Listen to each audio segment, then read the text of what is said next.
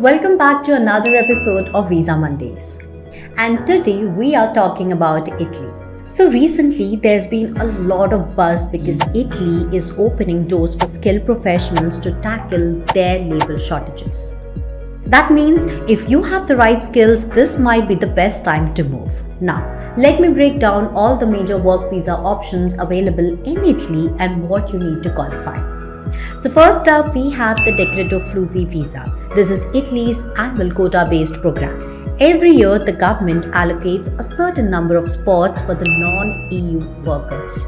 So it's perfect if you have got a job offer from the Italian employer. But remember, the competition is tough since the slots fill up really fast.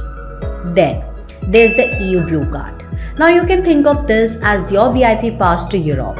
If you are a highly skilled professional with a university degree and a minimum job contract salary of around 26,000 euros per year, this visa opens up long-term work and residence benefits not just in Italy but across the EU. Now, for freelancers and remote workers, Italy's got you covered too.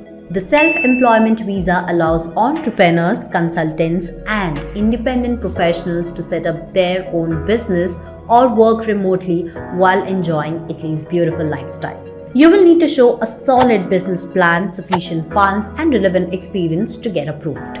And finally, the newest one, the digital nomad visa. This one's perfect if you're working for clients or companies abroad but want to live and work remotely from Italy. You just need proof of a steady income, health insurance, and accommodation arrangements.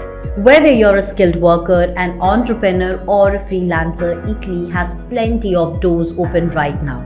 But here's the catch. Each visa has specific eligibility criteria from salary thresholds to degree requirements. And missing one detail can lead to rejection. So, there are many other options for you. Check the caption to check which one fits you the best. I will see you next week.